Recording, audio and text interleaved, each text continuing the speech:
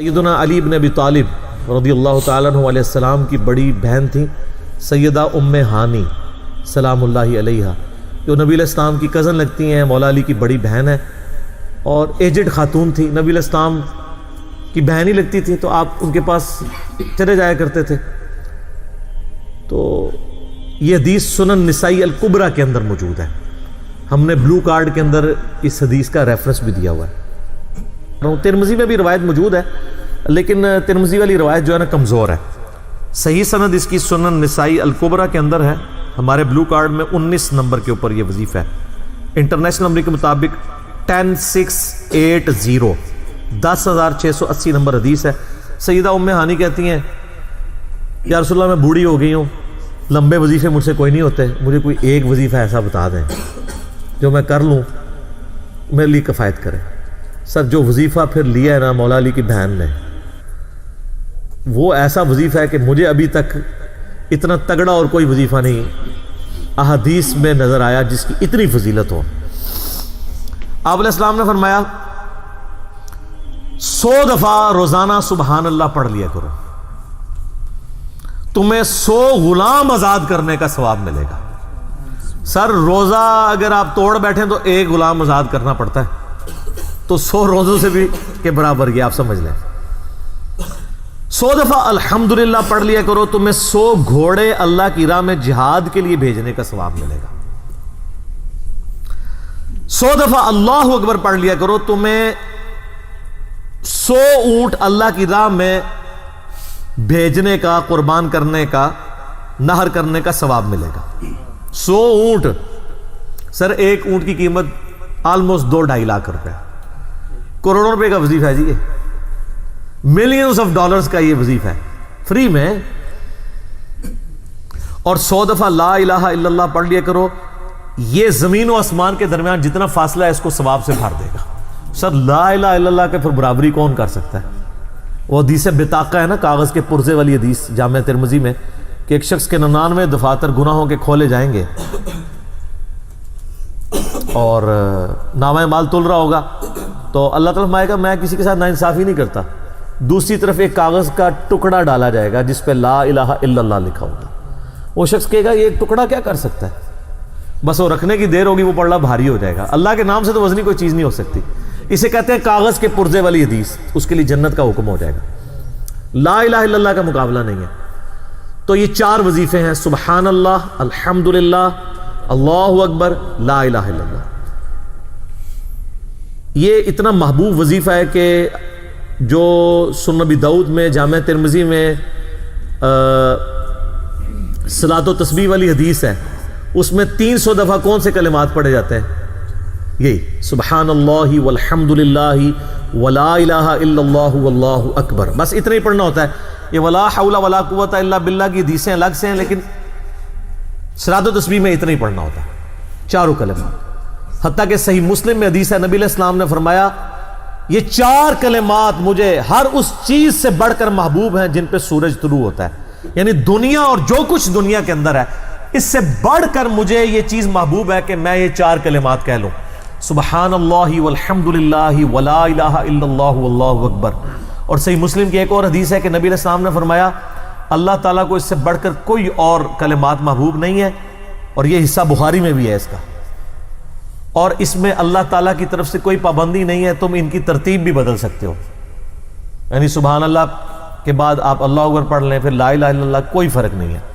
یہ ایک اوپن چیز ہے، آپ یوں بھی کر سکتے ہیں کہ پہلے 100 دفعہ پڑھ لیں سبحان اللہ سبحان اللہ سبحان اللہ، الحمدللہ الحمدللہ الحمدللہ، اللہ اکبر، کیونکہ را کو پھر لام سے ملائیں گے، اللہ اکبر اللہ اکبر اللہ اکبر، لا الہ الا اللہ لا الہ الا اللہ لا الہ الا اللہ۔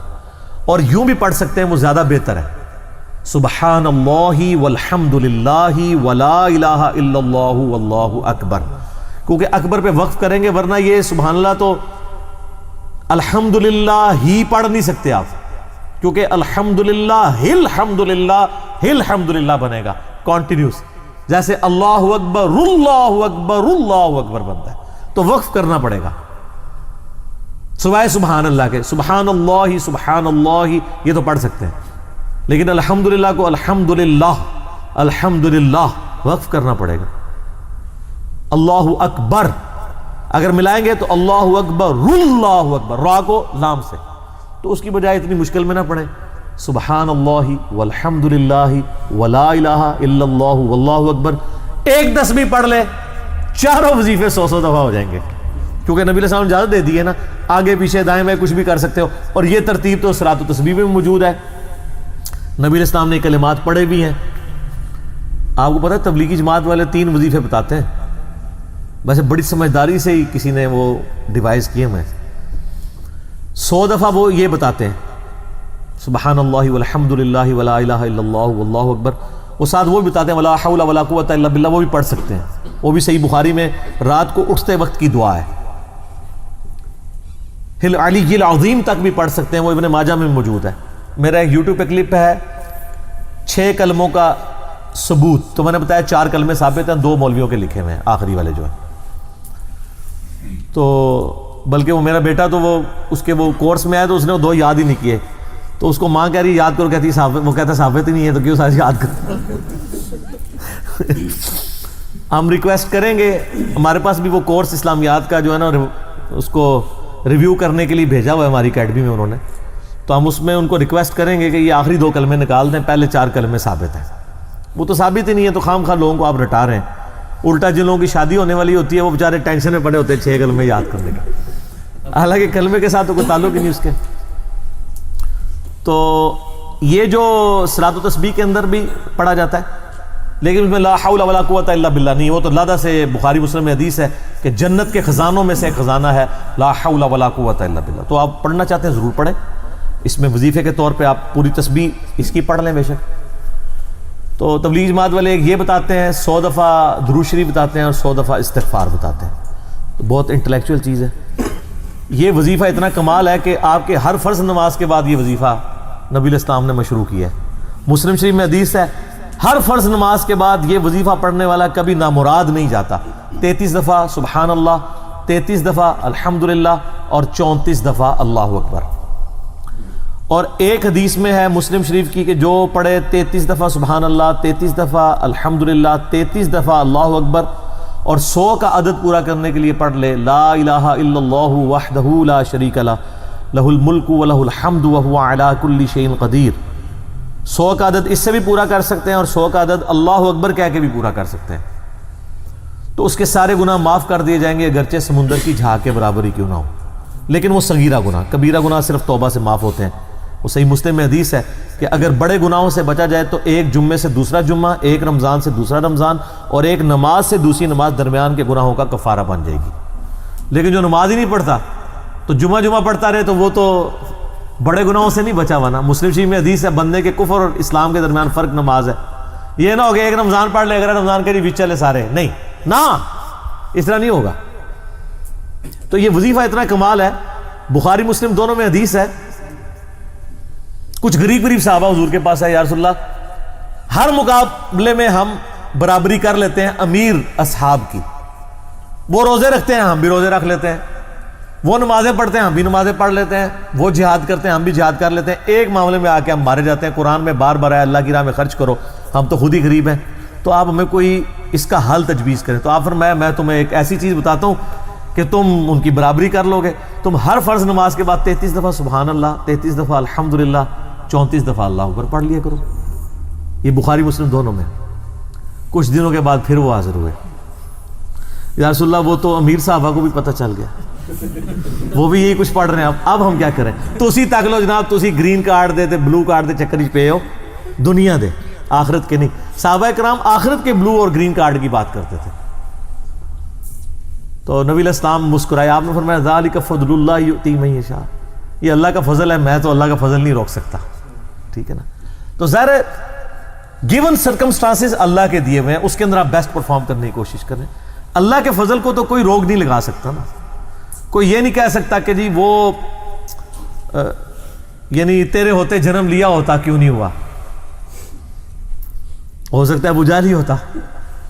تو جس حال میں اللہ نے رکھا ہے اسی کو آپ بہتر سمجھیں. تو اس طرح کی کئی احادیث ہیں جو ان وظیفوں کو سپورٹ. اچھا مسلم شریف میں ایک حدیث میں یہ بھی ہے کہ 10 دفعہ سبحان اللہ، 10 دفعہ الحمدللہ اور 10 دفعہ اللہ اکبر. اگر کسی کے پاس ٹائم تھوڑا ہے نا تو فرض نماز کے بعد یہ بھی پڑھ سکتا ہے, 10 دفعہ بھی وظیفہ یہ والا کیا جا سکتا ہے.